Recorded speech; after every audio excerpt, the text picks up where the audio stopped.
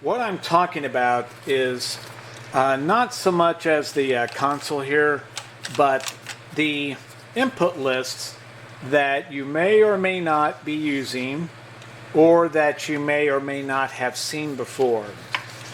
It seems sort of ridiculous, but input lists can actually be very beneficial to you.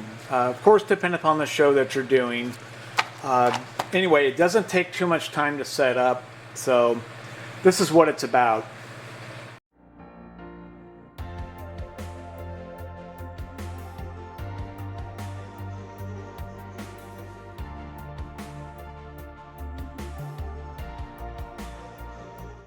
So an input list, for those of you who do not know, it's a piece of paper that has the input number down it. It has the description of what that input is. Do we need phantom power on it or not? And then pretty much after that, it can be whatever you want. For example, here, this is the mics that are used and just some notes that go along with it. This is rather simple, but the biggest benefits of having an input list is when you're doing larger shows where you're having multiple bands performing. If one of the producers or organizers had given you the contact info for every band, you need to contact the band, preferably by email. And what you need to do is to find out from them, from the bands, get either an input list or a stage plot that indicates what the band needs and what they will be using for their act. And depending upon the number of bands you have, you could be getting a lot of information back. And what you're going to do is you're going to take all the inputs from all the bands and you're going to compile them. You're going to compile them all together into one main list.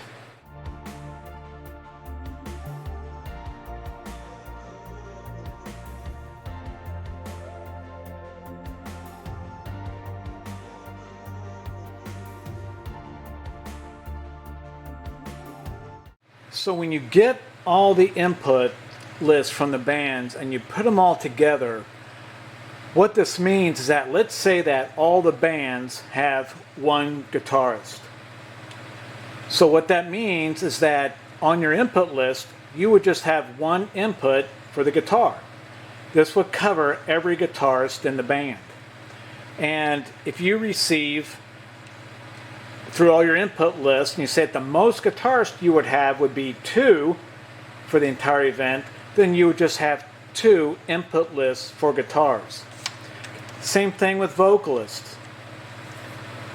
The most you're going to have for any one of those acts is 4, then you reserve 4 vocalist channels. Of course, that means that for the other acts, you may only need 2 vocal channels for it. In this particular one, this particular event, the most that was ever needed was 7 inputs for a drum kit. The most that was ever needed for bass is 1. The most guitars that would ever be at this show at one time would be 3. So what you need to find out is the maximum number of inputs that any one particular band will have, and make room for that maximum number. So for this particular band, they're number 5 out of 13. They're playing from 1:40 p.m. to 2:10 p.m. What they're needing here, a full drum kit, but they don't need any bass. They need 2 guitars, 1 vocalist, and down here they need 3 instruments. So how do we know what this particular band needs when we're looking at an input list that has every single instrument on it that could ever be needed? Well, it's simple. Okay, right here you see number 9 guitar and you see number 10 guitar. That means this band needs 2 guitars, but we have a third entry over here for a guitar. But if you know, see how they got this third entry on number 11 is grayed out? That means this band does not need this guitar. And if we look down here at the vocal, we have 1 vocal on 12, and then if we look at 13 and 14, these vocals are grayed out. That means this band does not need these other vocals. And if we look on down here a little bit further, the keys, 15 and 16, this band is not using any keys. And I've got a blank right there. 18, 19, and 20, these are all instruments. So this band needs inputs for these instruments, for 3 instruments. Okay, so let's take a look at another act. Here we go, something's a little bit different. Okay, this is Act 6 of 13. They're playing that 15-minute block, and I'm hoping I'm getting close enough on it. So this particular band, on channel 1, all they need is a kick. And I'm hoping the camera can pick this up, but the rest of this drum kit, 2 through 6, is all grayed out. Number 7, they need an overhead. And if we look on down, this band needs 3 guitars, 9, 10, and 11, and they're also going to need 3 vocals. So, what this is doing is when we have all the instruments compiled into one list, all we've got to do is go through, gray out what is not needed for an act. When we go to the next act, then the stage manager, as well as front of house, all we've got to do is take a look at the list and we know what is going to be needed or planned for that act. Right? Another benefit of having an input list, and I'm using this here as an example, that if we look at the guitars, we can come over here and we can tell that it's possible that the guitars may need a DI, which probably means they're going to need phantom power, or we can put an i5 on their cabinet. For us, if we see something like this, we have yet to know what their input is. Is it direct, or are we going to mic it? And then over here, we indicate where that performer is going to be, where these 2 guitarists are going to be, and they're going to be on the stage left side.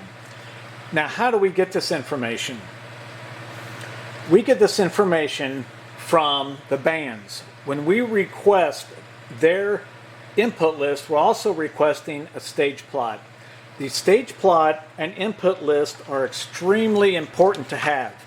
It greatly helps in determining where these inputs need to reside. So we've got this example here, we had 13 performances. So front of house is going to have input lists for all 13 performances.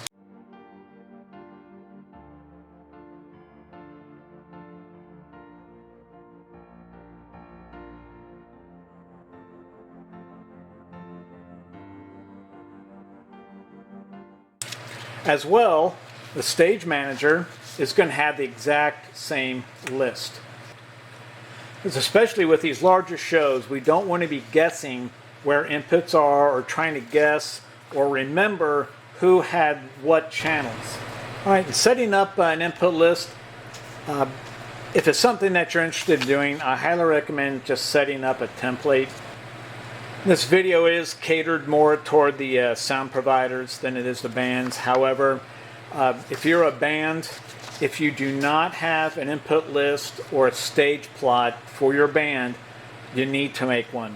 Because if you're ever asked to perform at an event where the sound is provided and there's somebody mixing for you, you need to be able to provide the sound provider with something that shows exactly where you're going to be on stage and what input you're going to need.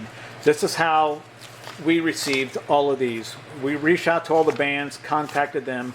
What do you need? Where are you going to be set up? So we're able to put this stuff together. And really, this is the only way to have a seamless or near seamless transition between acts.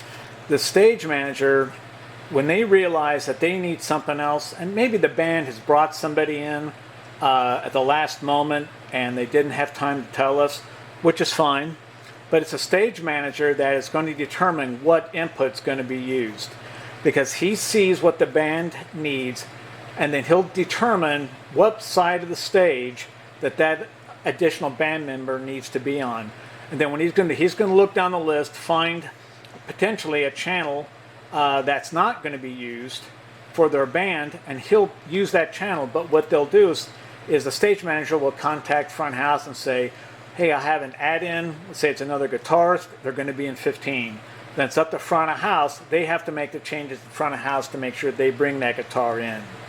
So it's not up to the front house's decision where the input's going to go. It's going to be the stage manager, because he's talking to the bands, and the band is going to tell them where their additional player is going to be on the stage. Okay, so this video idea actually came from Dennis, a stage manager, but he's also the lead singer and guitarist for theGroovynators.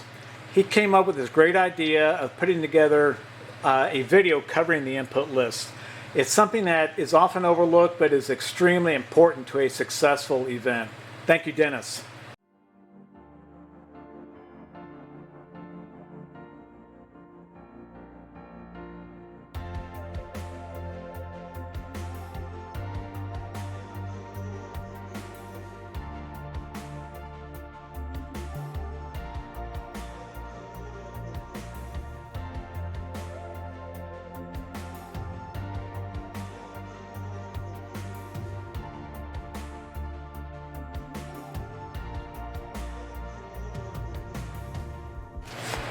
All right, hope this helps, and good luck.